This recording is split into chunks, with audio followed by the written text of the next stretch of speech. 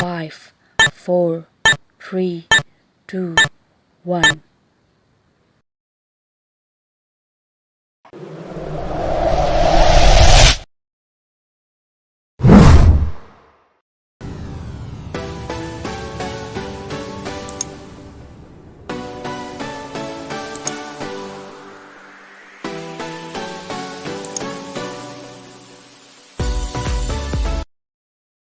Kabarnya hari ini? Saya harap semua teman-teman yang sedang menonton ibadah live streaming semuanya dalam keadaan sehat, bersuka cita, dan selalu rindu untuk menyembah Tuhan. Karena bukan dengan kehebatan kita, bukan karena kekuatan kita, kita bisa ada sampai saat ini. Ini semua karena kemurahan Tuhan, karena penyertaan Tuhan yang selalu baik bagi saya dan bagi teman-teman. Tadi sebelum kita memulai ibadah kita pada malam hari ini, saya ajak teman-teman untuk bersatu di dalam doa. Maha besar Engkau ya Bapa, Tuhan pencipta alam semesta. Puji dan syukur kami persembahkan kepadamu untuk penyertaan-Mu yang selalu baru untuk kami.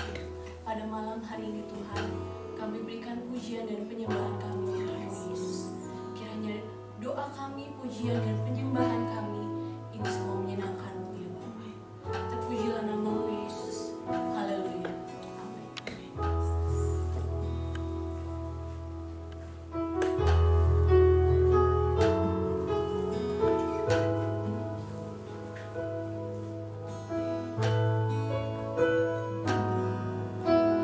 Mari kita angkat lagu pujian Ku hidup karena-Mu. Ku hidup karena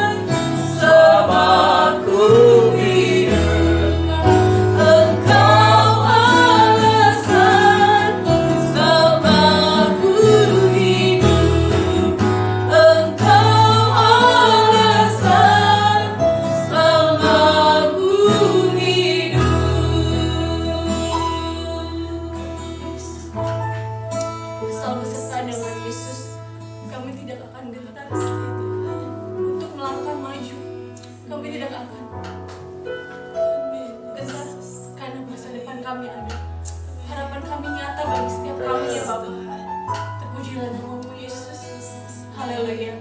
Amin. Setiap waktu, setiap hari, Tuhan Yesus selalu beserta dengan kita. Amin. Mari kita angkat pujian hari-hari kulalui bersama Yesus.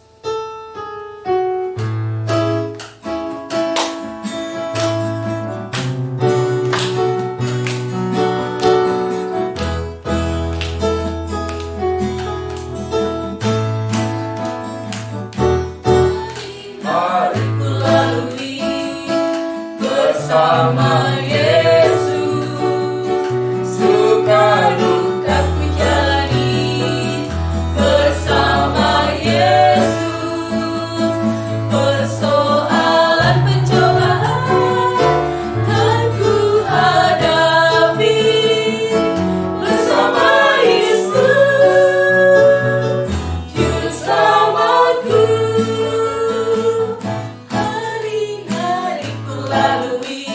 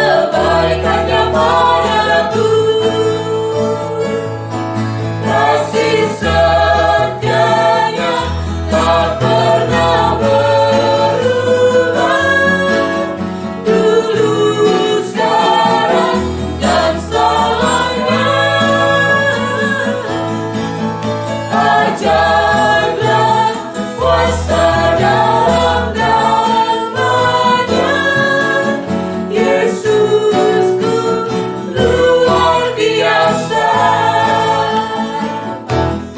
Allah itu baik, sungguh baik bagiku, ditunjukkannya kasih setianya yang menyediakan yang ku perlukan,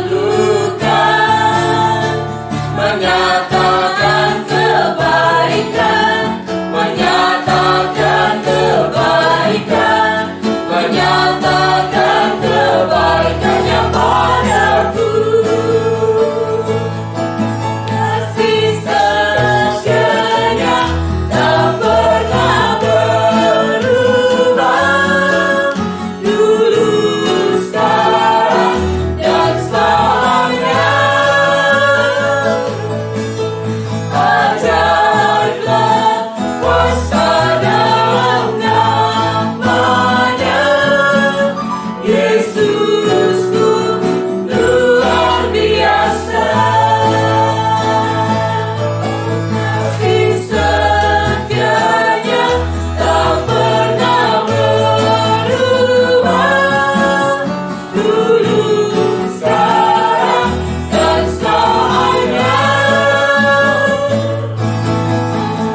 Ajaiblah kuasa dalam namanya, Yesusku luar biasa. Yesusku luar biasa. Yesusku luar biasa.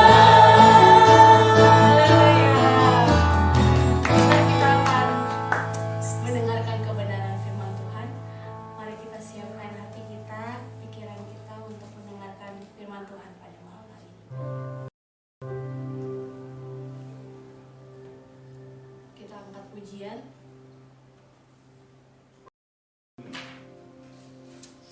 Kau selalu punya cara. Sebab hanya Tuhan Yesus yang ajaibnya. Hanya Tuhan Yesus yang mempunyai berbagai macam cara untuk menolong kami. Amin, Tuhan. Tuhan Yesus mempunyai berbagai macam jalan untuk menolong kami. Yesus.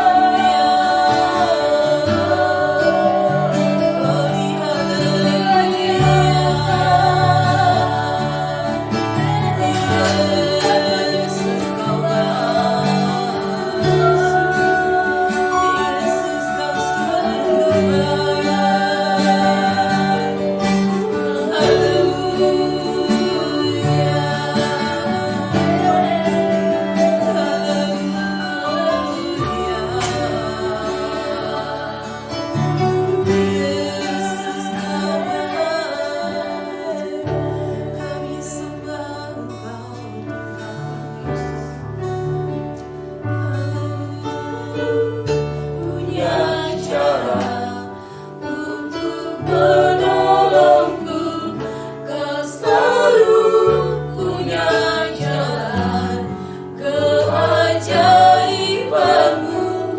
Kau dahsyat dalam segala perbuatanmu, dan ku tenang di dalam jalanmu. Kau selalu punya jalan untuk penolongku. Kau selalu punya jalan keajaibanmu. Kau dahsyat dalam segala perbuatanmu, dan ku terang di dalam jalanmu. Sekali lagi, Kau selalu punya jalan untuk menolongku. Kau selalu punya jalan keajaibanmu. Kau dahsyat dalam segala perbuatanmu, dan ku terang di dalam jalanmu. Kau dahsyat dalam segala perbuatanmu, dan ku terang di dalam jalanmu. Kau dahsyat dalam segala perbuatanmu, dan ku terang di dalam jalanmu. Haleluya. Benar Tuhan, Kau dahsyat bagi kami. Kau sumber penolong kami. Kau sumber jawaban kami. Kau selalu setia menyertai setiap kehidupan kami. Amin. Terima kasih Yesus, terima kasih. Pada malam hari ini kami akan mendengarkan kebenaran firman Tuhan. Sebelum kami mendengarkan firman Tuhan ya Bapak, kami siapkan hati dan pikiran kami untuk mendengarkan firman Tuhan pada malam hari ini. Berkati hati dan pikiran kami supaya kami bisa mendengar dengan sungguh-sungguh nasihat-nasihat yang kami terima pada malam hari ini. Kami tanam dalam hati kami ya Bapak, dan kami bisa melakukannya dalam kehidupan kami sehari-hari. Berkati hamba-Mu juga Tuhan yang akan menyampaikan kebenaran firman Tuhan. Biarlah apa yang disampaikan oleh hamba-Mu ini semua karena kehendak-Mu Yesus. Terpujilah nama-Mu ya Bapak. Kami siap mendengarkan firman Tuhan pada malam hari ini. Haleluya. Amin. Apa kabarnya? Saya percaya bahwa saudara semua yang ada di rumah yang mengikuti ibadah online ini dalam keadaan sehat, dalam keadaan baik, dan dalam keadaan diberkati oleh Tuhan. Sekalipun kita di tengah-tengah pandemi COVID-19 ini tidak akan mengurangi sukacita kita, optimisme kita, antusiasme kita untuk mencari Tuhan, untuk menyembah Tuhan, untuk memuliakan Tuhan. Dan saya yakin saudara-saudaraku bahwa ibadah online ini bukan ibadah yang dianggap sepele, dianggap tidak ada maknanya. Saya mau katakan bahwa ibadah yang dilakukan secara online ini adalah sama esensinya, sama substansinya, maknanya dengan ibadah yang dilakukan di gereja.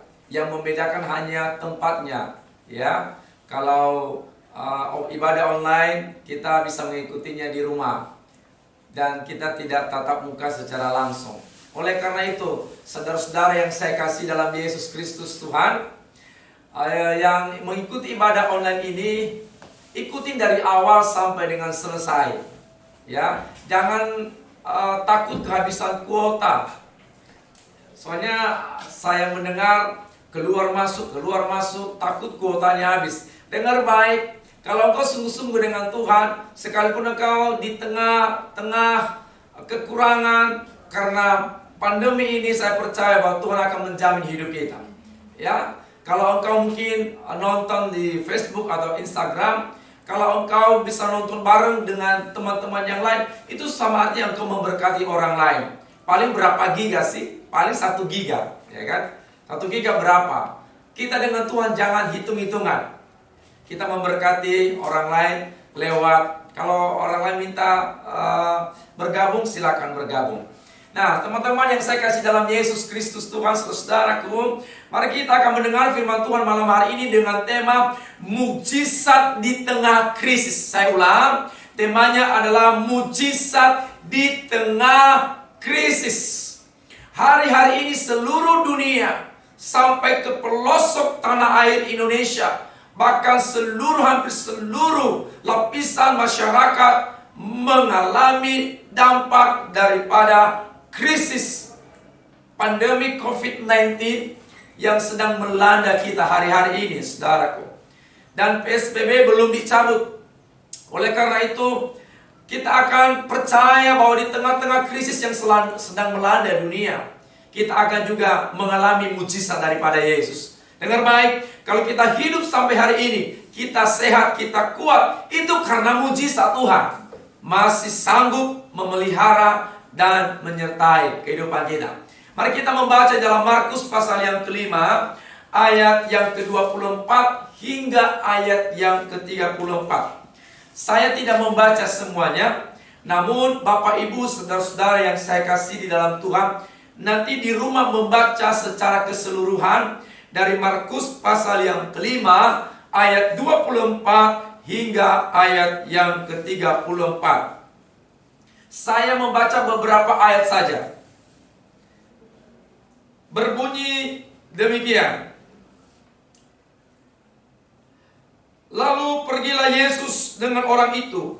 Orang banyak berbondong-bondong mengikuti dia dan berdesak-desakan di dekatnya. Adalah di situ seorang perempuan yang sudah 12 tahun lamanya menderita pendarahan.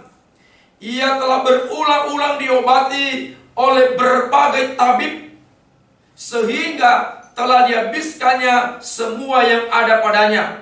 Namun sama sekali tidak ada faedahnya, malah sebaliknya keadaannya makin memburuk. Dia sudah mendengar berita-berita tentang Yesus. Maka di tengah-tengah orang banyak itu, ia mendekati Yesus dari belakang dan menjamah jubahnya. Sebab katanya, asal ku jamah saja jubahnya, aku akan sembuh. Seketika itu juga berhentilah pendarahannya, dan ia merasa bahwa badannya sudah sembuh dari penyakitnya. Katakan amin. Sekali lagi tema kita pada saat ini adalah mujizat di tengah krisis. Mungkin teman-teman, Bapak Ibu, saudara-saudara sedang menanti-nantikan mujizat, menanti-nantikan keajaiban Tuhan, menanti-nantikan pertolongan Tuhan di tengah-tengah krisis pandemi COVID-19 yang sedang melanda dunia dan Indonesia hari-hari ini. Oleh karena itu, mari kita belajar kepada salah satu figur Alkitab, salah satu di dalam Alkitab cerita kisah tentang seorang perempuan yang juga tidak kalah dengan kondisi yang dialami waktu itu dengan kondisi hari ini.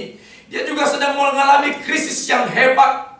Bahkan saya percaya bahwa perempuan yang pendarahan ini, ia mengalami krisis lebih dari krisis pandemi yang dialami oleh dunia hari-hari ini, saudaraku. Nah, saya mau katakan ada 4 krisis yang sedang dialami oleh perempuan ini. Yang pertama, saudaraku, saya akan jelaskan kepada Bapak Ibu, karena firman Allah ini hendak menguatkan dan meneguhkan iman kita di tengah-tengah pandemi, di tengah-tengah krisis yang sedang melanda dunia, melanda Indonesia, melanda saya dan melanda saudara. Jika perempuan pendarahan ini bisa selamat, bisa melewati krisis yang sedang ia alami, dia bisa menang dan bisa keluar dari krisis yang ia hadapi. Saya percaya juga bahwa perempuan itu dan juga kita malam hari ini sama dengan dia. Kalau kita memiliki apa yang dimiliki oleh perempuan itu dengan baik, kita pasti bisa menang dan melewati krisis yang sedang kita alami hari-hari ini.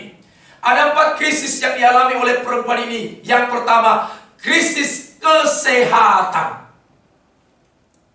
Dikatakan tadi Alkitab dengan jelas, perempuan ini sedang mengalami penyakit 12 tahun. Dia sakit pendarahan. Dan saya mau katakan bukan pendarahan biasa. Kenapa? Karena sudah 12 tahun. Tidak ada obat yang bisa mengobatinya. Tidak ada dokter, tabib yang bisa menyembuhkan dia, saudaraku, selama 12 tahun. Tadi Alkitab berkata, dia sudah pergi berobat kemana-mana. Ke tabib ini, ke tabib ini. Kalau sekarang ke dokter spesialis inilah, dokter spesialis inilah, ternyata tidak sembuh. Bahkan Alkitab berkata, keadaannya makin memburuk, keadaannya makin parah, keadaannya makin gawat, keadaannya makin memprihatinkan. Kenapa? Karena memang penyakit itu tidak ada obatnya, saudara. Pandemi bisa disembuhkan, saudara, benar ya? Pandemi virus corona itu bisa disembuhkan, ada obatnya, saudaraku. Bahkan kalau kita meningkatkan imunitas tubuh kita, itu secara otomatis bisa mencegah penularan virus. Bahkan bisa menjadi obat, ya, imun kita bisa menjadi obat untuk menyembuhkan virus corona. Tetapi perempuan pendarahan ini, imunitasnya tidak bisa menyembuhkan pendarahannya, penyakitnya. Berarti penyakitnya itu luar biasa. Kalau saya boleh katakan, mungkin itu kanker, saudara. Sudah tidak ada obatnya. Ini krisis yang dialami oleh perempuan ini. Krisis kesehatan. Saya juga mau katakan kepada saudara, nanti pada akhirnya perempuan ini bisa sembuh dari krisis penyakit yang dialami. Dia sembuh dari penyakit yang tidak ada obatnya. Dia sembuh dari penyakit yang tidak ada seorang pun tabib dokter bisa menyembuhkan. Dengar baik, saya mau katakan kepada saudara, jika engkau sedang ada di rumah terbaring karena sakit, engkau mengalami krisis penyakit, krisis kesehatan, dengar baik. Kalau kita belajar kepada perempuan pendarahan ini dengan baik, kalau dia sembuh, saya juga percaya Tuhan sanggup menyembuhkan saudara. Mungkin dokter berkata begini, penyakitmu sudah tidak ada harapan lagi untuk engkau sembuh, sudah stadium terakhir. Dengar baik, dokter bisa memvonis engkau, tapi kalau Tuhan berkata engkau sembuh, pasti sembuh. Karena hidup kita tidak ditentukan oleh dokter, hidup kita ditentukan oleh mujizat Yesus. Itu pertama, krisis kesehatan. Yang kedua, krisis apa yang sedang dialami oleh perempuan ini? Krisis sosial. Kenapa? Menurut hukum Taurat, bahwa orang-orang yang sakit pendarahan seperti perempuan ini, yang mengeluarkan lelehan darah dalam waktu yang sangat lama, itu dikucilkan di masyarakat karena dianggap najis. Bayangkan, selama 12 tahun dia tidak bergaul dengan orang lain. Kenapa? Ia dikucilkan, ia najis di mata masyarakat. Karena memang penyakit ini penyakit yang membuat dalam peraturan hukum Taurat najis. Nanti Bapak Ibu saudara-saudara baca di dalam Imamat pasal 15 ayat yang ke-25. Di situ jelas dikatakan bahwa orang yang mengeluarkan lelehan darah itu dianggap najis. Selama dia mengidap penyakit itu, maka selama itu dia najis. Artinya dia dikucilkan dari masyarakat. Dia mengalami krisis sosial. Dia tidak bisa bergaul dengan orang lain, nggak bisa bertemu dengan masyarakat yang lain. Bahkan ketika orang melihat dia keluar rumah, orang menjauhkan diri dari dia. Bayangkan betapa menderitanya orang ini.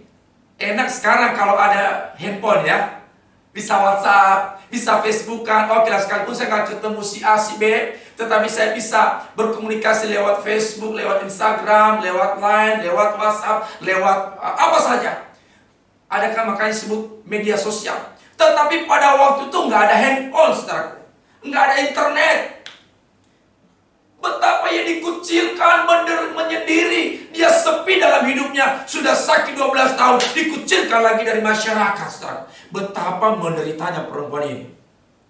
Kita aja kalau nggak ketemu teman kita satu hari, kaki kita gatal, saudara. Iya kan? Kalau kita nggak nelpon pacar kita, ya kan? Itu kita rasanya rindunya luar biasa. Tapi sekarang dari jarak jauh serasa dekat. Kenapa? Karena ada video call, benar ya? Video call, maka sekarang ada video conference, bisa beberapa orang gabung. Tapi waktu itu nggak ada, dengar baik, saudara, nggak ada. Ia dikucilkan. Ya, betapa marginalnya hidupnya, betapa ia dipinggirkan, saudara, dari masyarakat. Bukankah ini menderita? Udah fisiknya menderita, jiwanya pun menderita. Kenapa? Karena lingkungan sosialnya sangat terbatas. Pernah nggak saudara-saudara, teman-teman dikucilkan? Enak nggak? Waduh, nggak enak ya. Apalagi dibully, najis lo, najis lo, najis lo. Itu betapa sakitnya hati ini. Korban-korban bully di rumah, nggak usah takut. Orang lain boleh membuli engkau, tapi Yesus berkata, engkau berharga di mataku, amin. Ya, saudara. Jangan minder dan rendah diri karena engkau mungkin punya keterbatasan fisik, lalu engkau dibully. Dengar baik, saudaraku. Perempuan ini juga pernah dibully, dia berkata, najis, najis, najis. Hei, dengar baik. Orang yang najis, kalau ia datang kepada Tuhan, itu sangat berharga di mata Tuhan. Ya, dikucilkan dari keluarga. Mungkin ada di antara engkau yang engkau ditolak oleh keluarga, engkau ditolak dari masyarakat karena kehidupanmu. Dengar baik, kalau engkau ditolak di masyarakat, ditolak di keluarga, tapi Tuhan tidak pernah menolong engkau. Ketika kau datang kepada Yesus, ketika kau datang ke hadirat Tuhan, Tuhan buka tangan kepada saudara dan dia berkata, marilah kepadaku yang letih lesu, mari kepadaku yang berbeban berat, mari kepadaku orang-orang yang mencari Tuhan. Ia akan menerima kita seperti anak yang terhilang, anak bungsu yang terhilang. Ketika ia kembali kepada bapaknya, dari jauh bapaknya udah melihat itu anak saya, lalu dia membuka tangannya, ia sedang menunggu anaknya dipelukannya. Saudara, dengar baik, mungkin hari ini engkau dikucilkan, engkau ditolak, tapi ketika engkau datang kepada Tuhan, siapapun dirimu, Tuhan sedang menunggu engkau datang. Tuhan, aku mau bertobat, aku mau kembali kepada Tuhan. Dengar baik, Tuhan sedang membuka tangan hari ini. Sekarang ini Tuhan membuka tangannya dan ia menerima ketika engkau datang. Ia peluk engkau di dalam kasih sayangnya. Dia berkata, hai anakku, engkau kembali ke pelukanku hari ini. Bukankah itu dahsyat? Bukankah itu luar biasa? 3, krisis apa yang dialami oleh perempuan ini? Krisis ekonomi. Perhatikan di ayat yang ke-26. Markus pasal 5 ayat 26 berkata apa? Dikatakan ayat 26, itu kan luar biasa ya. Ia telah berulang-ulang diobati oleh berbagai tabib, sehingga, dengar baik, sehingga telah dihabiskannya. Semua dihabiskannya, semua yang ada padanya. Namun sama sekali tidak ada faedahnya. Malah sebaliknya keadaannya makin memburuk. Dengar baik, dia sudah berobat kemana-mana. Dia sudah pergi ke tabib ini. Dan dengar baik ya, kalau dia ke tabib berarti itu artinya bahaya, benar ya. Makanya Alkitab berkata, semua yang ada padanya, semua harta kekayaannya, semua uangnya, semua tabungannya, kalau ada tabungan pada waktu itu, semua telah dihabiskan untuk berobat, saudaraku. Bayar tabib si A, bayar tabib si B, bayar tabib si C, bayar dokter ini, dokter ahli ini, dokter ahli ini, dokter spesialis ini. Tapi dengar baik, semua uangnya dia sudah habiskan untuk berobat, tetapi hasilnya no. Artinya bangkrut, bukan? Bangkrut dia. Nggak punya apa-apa lagi, semua udah habis. Uangnya, harta kekayaannya habis karena penyakit. Sekarang apa? Sekarang dia mengalami krisis ekonomi, saudara. Ya kan? Sudah sakit, sudah dikucilkan, miskin lagi. Kenapa dikucilkan? Dia habis ekonominya, habis kekayaannya untuk berobat. Sekarang dia nggak punya apa-apa. Tadi Alkitab berkata semua sudah dihabiskannya. Antingnya dijual ya. Tapi saya bersyukur, saudara-saudara yang masih punya anting, berarti Anda jauh lebih baik dari perempuan ini. Kalungnya dijual, ya kan? Ya kan? Gelangnya dijual, emas batangannya dijual, ya kan? Semua mungkin apa? Tabungannya terkuras habis. untuk membayar dokter A, B, tabib A, B, demi mengharapkan kesembuhan. Tetapi apa yang terjadi? Nggak sembuh, maka Alkitab berkata tadi, malah keadaannya makin parah, makin memburuk. Ya kan, makin memburuk. Dengar baik saudara, di COVID-19 ini, ya, di masa pandemi ini, mungkin kita sedang mengalami sekarang terasa. Ya, terasa. Ada yang di PHK, ada yang gajinya dipotong, ada yang tidak dapat THR, ayo. Yang gak dapat THR, miris, nangis. Udah harap-harap, udah bikin planning tahun ini. Begitu nanti saya dapat THR, saya buat ini. Nah, sekarang gak dapat THR, bagaimana? Ya kan? Bahkan tabungan kita sudah mulai terkuras. Ya kan? Beli ini, kenapakah semua dirumahkan? BLT nggak nyampe di rumah. Ya kan? BLT yang diprogramkan oleh pemerintah nggak nyampe di tangan kita. Bahkan dipotong sana sini.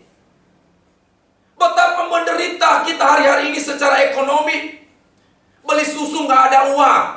Beli beras nggak ada uang. Beli ikan nggak ada uang. Kenapa? Semua udah habis. Tabungan sudah habis. Cek rekening, ya kan? Sampai ATM kita lagi nggak mau masuk. Kenapa? Ditolak. Kenapa? Di dalamnya nggak ada uang. Cek lagi. Saking seringnya kita ngecek rekening kita, akhirnya ATM ketelan. Nggak keluar lagi ATM. Dengar baik saudara, kita sedang menghadapi krisis ekonomi. Ya, saya tidak tahu Bapak Ibu.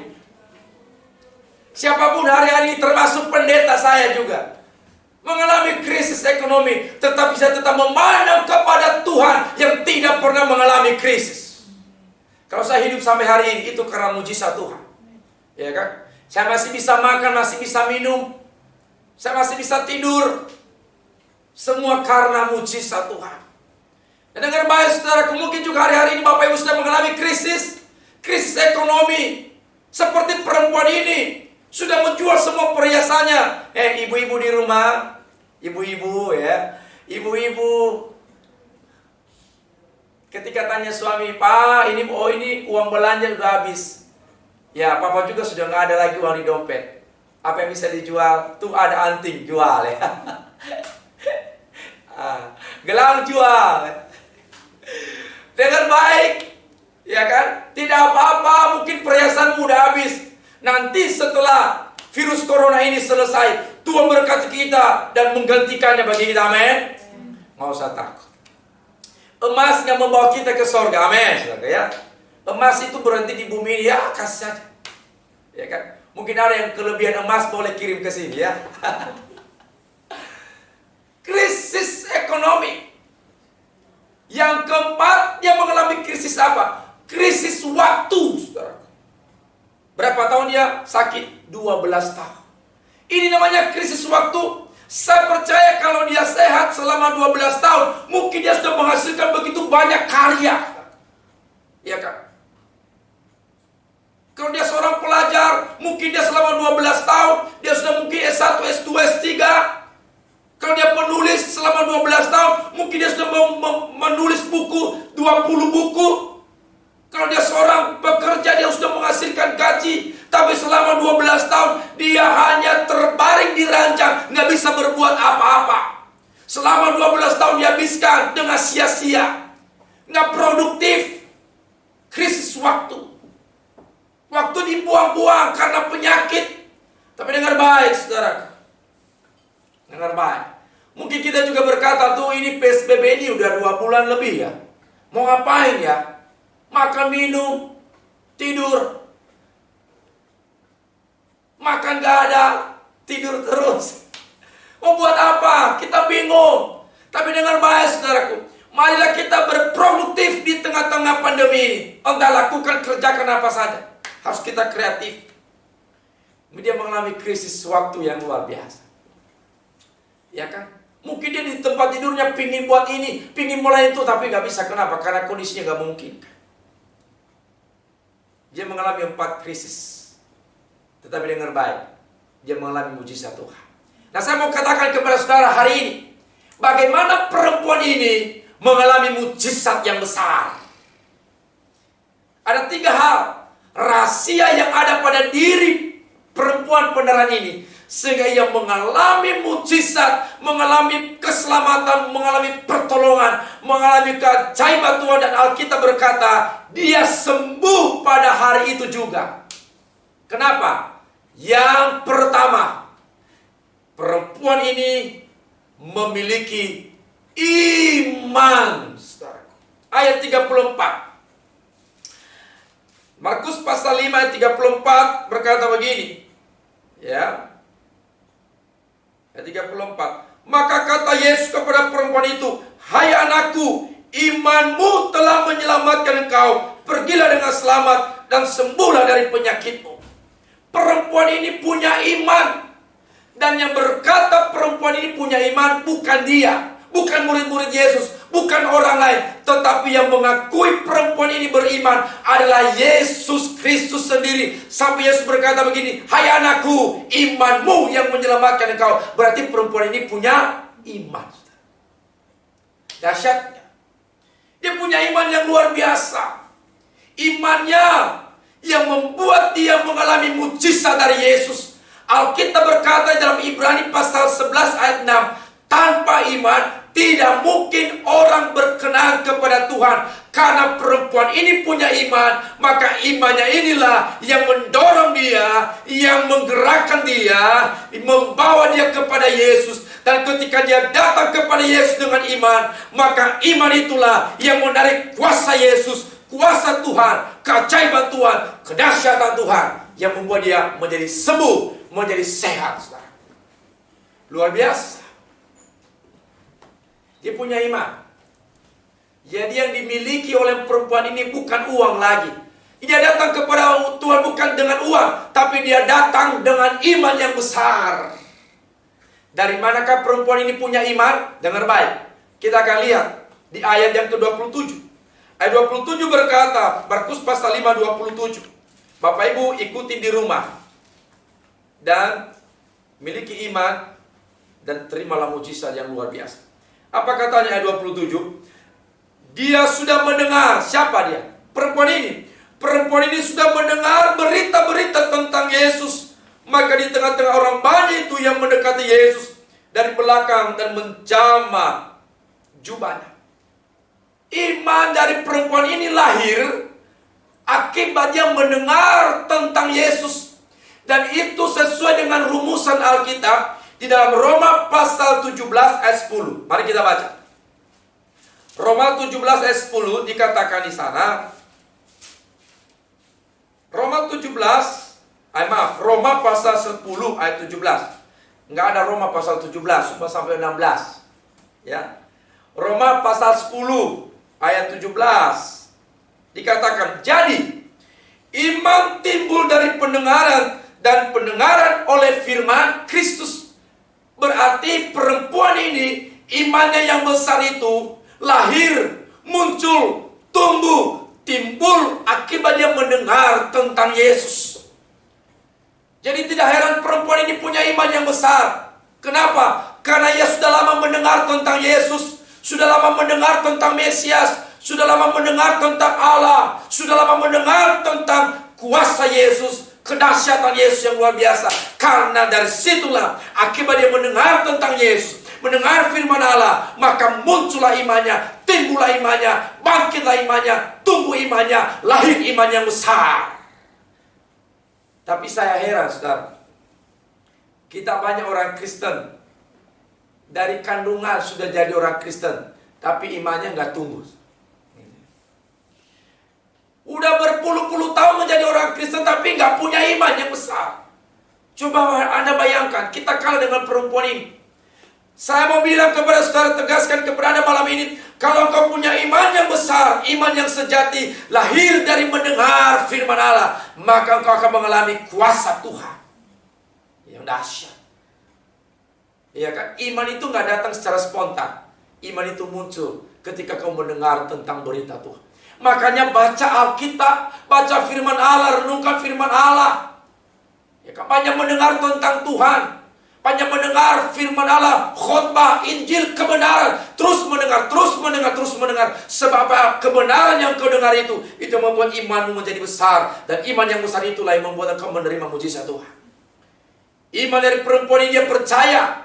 Waktu Yesus lewat di kotanya, lewat di daerahnya, maka dengar baik, ia berkata, aku percaya Yesus pasti bisa menyembuhkan saya. Saya percaya Yesus pasti bisa memulihkan saya. Yesus pasti bisa menolong saya. Itu luar biasa itu iman, saudara. Ketika ia berkata Yesus bisa menyembuhkan saya, ia punya iman justru sebelumnya ketemu Yesus, dia sudah percaya bahwa Yesus bisa menyembuhkan dia. Malam ini dengan baik, setelah saya mau katakan kepada Anda semua, miliki iman yang besar. Percaya hari ini juga. Katakan, Tuhan, aku punya iman. Iman itulah yang melahirkan mujizat Allah. Dia mengakui bahwa Yesus adalah tabib di atas segala tabib yang bisa memulihkan dia.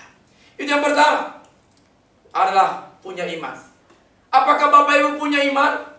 Saudara-saudara punya iman? Iman itu apa? Percaya kepada Yesus Kristus Tuhan dan melakukan firman Tuhan. Itu iman yang sejati. Dan kalau kau punya iman, dan itu akan menggerakkan kuasa Tuhan. Apa yang dimiliki perempuan ini yang kedua? Dia memiliki bahasa iman. Ayat 28. Markus pasal 5, 28 berkata apa? Ayat 28 dia berkata begini. Sebab katanya, kata perempuan ini, katanya, bahasanya begini, asal ku jamah saja jubahnya, aku akan sembuh. Ketika dia berbicara seperti itu, dia sudah sembuh belum? Belum. Dia belum sembuh. Tetapi dia punya bahasa iman. Dia berkata, asal ku jamah saja jubah Yesus, aku pasti sembuh. Padahal dia belum sembuh. Tetapi dia punya bahasa iman. Dia tidak bilang begini, ya kan? Seringkali orang kalau sudah ada dalam krisis, itu bahasanya jelek, bahasanya buruk, benar gak? Apalagi kalau dia mulai sudah coba sana nggak bisa, coba sini nggak bisa, ya kan? Semua kayaknya buntu. Bisa saja perempuan ini berkata, kenapa? Karena dia sudah ke tabib ini nggak sembuh, sudah ke tabib ini sudah sembuh, sudah ke dokter ini sudah nggak sembuh, sudah minum obat ini nggak sembuh, sudah minum obat ini nggak sembuh, dari obat herbal ke obat ini tradisional, obat-obat dari medis nggak sembuh juga, ke dokter spesialis ini, ahli ini juga nggak sembuh. Bisa saja dia berkata begini, sudahlah biarkan saya mati saja, bisa saja kan? Bisa. Dia punya bahasa, mungkin bahasanya bahasa negatif. Udahlah, memang nasib saya begini. Mungkinlah saya sudah nggak bisa sembuh lagi, nggak ada harapan lagi untuk hidup, nggak ada harapan lagi untuk sehat. Sudahlah, memang kalau udah begini, sudahlah, nggak ada lagi harapan untuk saya. Pasti keadaan saya nggak jauh lebih baik lagi. Dia putus asa, bisa. Dia punya alasan untuk putus asa. Kenapa? Karena semua cara dan jalan dia sudah coba. Tapi dengar baik, perempuan ini tidak ada kata menyerah, tidak ada kata putus asa, tidak ada kata kecewa. Bahasanya bahasa iman. Dia berkata, asal ku jamah jubah Yesus, aku pasti sembuh, aku pasti sehat, aku pasti bangkit, aku pasti bisa ditolong dan bisa diselamatkan. Luar biasa. Ya kan? Mari kita punya bahasa iman. Sekarang saya mau katakan kepada saudara, apapun keadaan dan kondisimu di rumah, apapun krisis yang kau alami, mulai miliki dan gunakan bahasa iman. Usahaku pasti diberkati, ya kan? Saya pasti sembuh, saya pasti sehat, saya pasti sukses, saya pasti menang, saya pasti bisa melewati masalah saya pasti bisa keluar lebih dari seorang pemenang, saya pasti bisa melakukan bersama dengan Tuhan, saya pasti kuat bersama dengan Tuhan, saya sukacita, saya bahagia, dan lain sebagainya. Miliki bahasa iman. Bahasa iman, dengar baik, bahasa iman. Dengar baik, kata-kata kita adalah doa kita. Apa yang kau katakan, itu adalah doa. Katakanlah kata-kata iman. Dan biar kalau bahasamu bahasa iman, bahasa yang menguatkan, bahasa yang memulihkan, maka dengar baik, engkau pasti mendapatkan pertolongan mujizat dari Tuhan. Jangan katakan, saya sudah hancur, sudah nggak ada harapan lagi untuk saya, ya kan? Saya sudah bangkrut, sudah nggak bisa lagi usaha ini bangkit, ya kan? Sudah saya nggak ada lagi harapan, masa depan saya sudah suram, sudah nggak bisa sembuh lagi. Dokter sudah vonis saya nggak bisa sembuh, udah nggak lama lagi saya mati, sudah nggak lama lagi saya udah tamat. Weh, bertobat. Hidupmu tidak ditentukan oleh kondisi dunia ini, karena hidup mati, hidup kita ditentukan oleh Tuhan yang menciptakan kita. Oleh karena itu mulai hari ini, mulai pakai bahasa imanmu. Kalau engkau punya iman, pasti punya bahasa iman. Katakan hari ini, saya pasti sehat, saya pasti kuat, saya pasti sukses, saya pasti menang. Amin. Haleluya. Contoh Yosua dan Kaleb, ketika 10 pengintai yang lain berkata begini, aduh kita nggak bisa masuk tanah Kanaan. Kenapa? Orang-orang di sana besar-besar kayak raksasa. Kita seperti belalang di hadapan mereka. Tapi apa kata Yosua dan Kaleb? Tidak. Kita pasti bisa. Kita pasti menang. Kita pasti berhasil memasuki tanah Kanaan. Kenapa? Karena mereka punya bahasa iman. Oke, praktekkan bahasa iman saudara. Apapun keadaanmu sekarang, katakan bersama dengan Tuhan, saya pasti bisa. Amin, saudara. Yang terakhir, apa yang dimiliki oleh perempuan ini? Tindakan iman. Ayat 27. Dia sudah mendengar berita tentang Yesus. Maka di tengah-tengah orang banyak itu, dia dengar baik. Ia mendekati Yesus. Haleluya. Dia mendekati Yesus dari belakang dan menjamah jubahnya, saudara. Ini tindakan iman. Bukankah selama ini dia terbaring di ranjang? Bukankah selama ini dia tidak berdaya? Bukankah selama ini dia dikucilkan? Tapi dengar baik, imannya membangkitkan semangatnya, imannya membangkitkan tindakannya, imannya membangkitkan rohnya, membangkitkan otot-ototnya, membangkitkan optimismenya, membangkitkan semangatnya untuk datang kepada Yesus. Dia sekarang bertindak dengan iman yang luar biasa. Dia berjalan berkata, ia mendekati Yesus. Dia mendekati Yesus. Sekalipun pada waktu itu banyak orang berbondong-bondong. Dia tidak peduli dengan masalah krisis sosial. Dia tidak peduli orang berkata kamu najis. Dia tidak peduli orang berkata kamu minggir. Dia tidak peduli. Sekarang dia punya tindakan iman. Dia berjalan, dia mendekati Yesus dari belakang. Dia mengikuti Yesus dari belakang. Mungkin dia merangkak, mungkin dia jongkok, mungkin dia kelelahan, kecapean. Tetapi yang penting dia punya tindakan iman. Dia berjalan mendekati Yesus, mengejar Yesus. Walaupun tertati-tati langkahnya, waktu sekalipun dia masih dalam keadaan lemah, dalam keadaan payah, dalam keadaan capek, tetapi imannya menguatkan, menggerakkan dia. Dia datang kepada Yesus, mendekati Yesus dari belakang dan menjamah jubah Yesus. Apa yang terjadi? Seketika itu juga dia sembuh. Seketika itu juga dia sembuh. Berikan tepuk tangan bagi Tuhan. Seketika itu juga dia sembuh. Seketika itu juga dia mengalami mujizat yang luar biasa. Karena iman. Saudara-saudara yang saya kasih dalam Tuhan, kita tidak cukup hanya punya iman, tidak cukup hanya punya bahasa iman, tetapi harus satu paket, harus punya tindakan iman. Dengar baik saudaraku. Maka dikatakan, Alkitab berkata, ayat 28, ayat 29 berkata, seketika itu juga berhentilah pendarahannya, sembuhlah pendarahannya, dan dia merasa bahwa badannya sudah sembuh dari penyakitnya. Katakan amin saudaraku. Ini tindakan iman yang luar biasa. Malam ini, hari ini saya mau katakan kepada saudara, apa krisis yang sedang kau alami? Apa masalah yang sedang kau alami? Apa persoalan yang sedang kau alami? Seperti perempuan ini, miliki iman, memiliki bahasa iman, memiliki tindakan iman. Walau banyak penghalang di depan, perempuan ini punya penghalang. Iya banyak. Kerumunan orang banyak itu kan penghalang. Tetapi dia tidak peduli. Ia menerobos penghalang itu. Dia menerobos kerumunan orang banyak. Yang penting dia mendekati Yesus. Dia berjalan bertati-tati. Mungkin dia merangkak dan berbagai cara. Yang penting dia punya tindakan. Dia keluar dari zona nyamannya. Dia keluar dari ranjangnya. Dia keluar dari rumahnya. Dan pergi keluar mencari Yesus. Mendekati Yesus. Begitu berjumpa dengan Yesus, maka saat itu juga ia mengalami kesembuhan. Mujizat yang luar biasa. Saya berdoa buat saudara. Mari kita berdoa. Saya mendoakan saudara yang sedang mengalami krisis, masalah, persoalan dalam hidup saudara. Dan saya yakin saudara, engkau akan mengalami mujizat Tuhan. Hampiri Tuhan dengan iman saudara. Hampiri Tuhan dengan bahasa iman saudara. Hampiri Tuhan dengan tindakan iman saudara. Bapa, di dalam nama Tuhan Yesus Kristus, hamba berdoa malam ini sesuai dengan firman Allah. Bahwa setiap krisis yang kami alami, setiap persoalan yang kami alami, kami katakan, kami serahkan kepada Yesus. Kami datang kepada Yesus. Hamba berdoa buat anak-anak Tuhan yang sedang ada di rumah dan menyaksikan video ini.